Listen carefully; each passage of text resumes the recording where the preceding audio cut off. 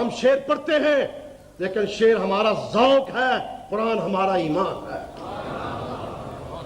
لیکن میں پوری دنیا نجدیت کو چیلنج کرتا ہوں کہ آؤ سنیت کے عقائد پر تم ہاتھ رکھو، تمہارے عقیدے پر ہم ہاتھ رکھتے ہیں، ہمارے عقیدے پر تم ہاتھ رکھو، قرآن و حدیث ہم سناتے ہیں، اپنے عقیدے پر تمہارے عقیدے پر ہم ہاتھ رکھتے ہیں، قرآن و حدیث تم سناؤ، جس کا عقیدہ قرآن و حدیث کے مطابق ہوگا وہ سچا، جھوٹے کا ناک کاٹ دو۔ کیوں؟ ان کی عادت ہے جب سب سے زیادہ مار کھاتے ہیں نا مناظروں میں تو دوسرے شہر میں جا کر اشتہار چھپوا دیں گے ہمیں فتح مبین حاصل ہوئی۔ جتنی زیادہ مار کھائیں گے اتنی بڑی فتح مبین لکھیں گے۔ تو میں نے اس لیے یہ شرط آج کل لگانی شروع کر دی ہے کہ جھوٹے کا ناک کاٹ دو، تاکہ پھر بھی دوسرے شہر میں جا کر اگر اپنی فتح کا اعلان کرے تو لوگ کہیں گے حضرت یہ کدھر گیا، پتہ چل جائے گا سچا کون ہے جھوٹا کون ہے۔ اللہ تبارک و تعالیٰ کے فضل و کرم سے پچھلے دنوں آپ نے سنا ہوگا میرے برادر مکرم پیر طریقت مناظر اسلام حضرت مولانا عبدالوہاب صدیقی رحمۃ اللہ علیہ کو 4.5 سال کے بعد ان کی قبر سے نکالا گیا اور دوسری جگہ منتقل کیا گیا۔ کتنے سال کے بعد؟ 4.5، اونچی بولو، 4.5 سال کے بعد۔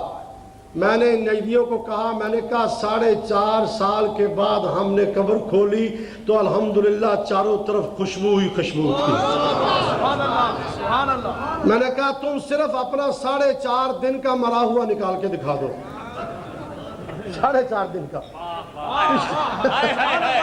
4.5 دن کا مرا ہوا نکال کے دکھا دو، پتہ چل جائے گا سچا کون ہے جھوٹا کون ہے۔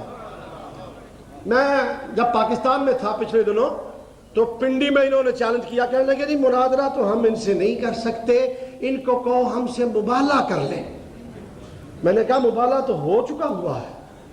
کہنے لگے جی کیسے؟ میں نے کہا ابھی غلام خان کی قبر کھولو پتہ چل جائے گا،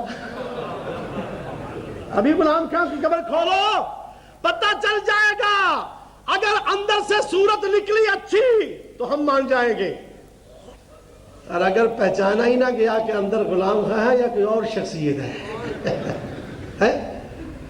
لوگوں نے اچھی طرح نظارہ کیا ہے۔ مناظر اعظم میرے والد گرامی مناظر اعظم حضرت مولانا محمد عمر رحمۃ اللہ علیہ نے پاکستان میں پیشین گوئی کی تھی، فرمایا یہ گستاخ رسول ہے، 2 باتیں یاد رکھو سنیو، ایک تو مرنے سے پہلے اس کو دائیں طرف فالج ہوگا، والد صاحب کے فرمانے کے 8 دن بعد اس کو دائیں طرف فالج ہو گیا، اور دوسری آج بھی وہ کیسٹ موجود ہے، آپ نے فرمایا سنیو جب یہ مرے گا اس کا چہرہ بدل جائے گا، میں نہیں دیکھوں گا تم دیکھو گے۔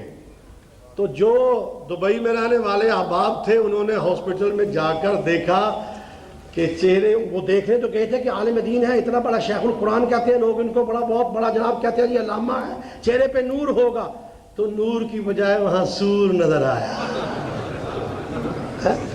پاکستان میں پھر آ کر منہ نہیں دکھایا گیا، سکے بچوں کو بھی منہ نہیں دکھایا گیا۔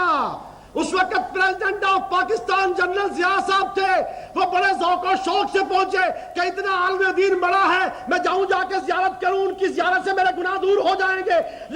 جب وہ گناہ دور کرنے کے لیے گئے ان کو مایوسی ہوئی، انہوں نے کہا جی ڈاکٹرز کی ہدایات کے مطابق چہرہ نہیں دکھایا جا سکتا۔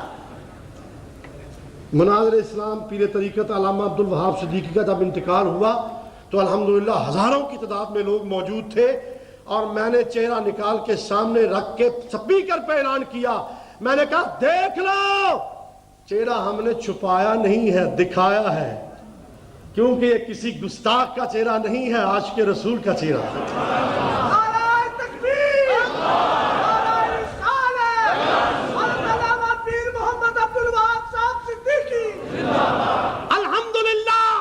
سنیوں کے جتنے علماء جاتے ہیں چہرہ دکھا کے جاتے ہیں، اور ان کے جاتے ہیں تو چہرہ چھپا کے جاتے ہیں۔ کیوں؟ اس لیے کہ رسول اللہ صلی اللہ علیہ وآلہ وسلم کی رحمت کا ہم پہ سایہ ہے۔ اللہ تبارک و تعالی پورے سنیوں پر یہ سایہ رحمت قائم و دائم رکھے۔ اور ہمیں نبی کریم صلی اللہ علیہ وسلم کی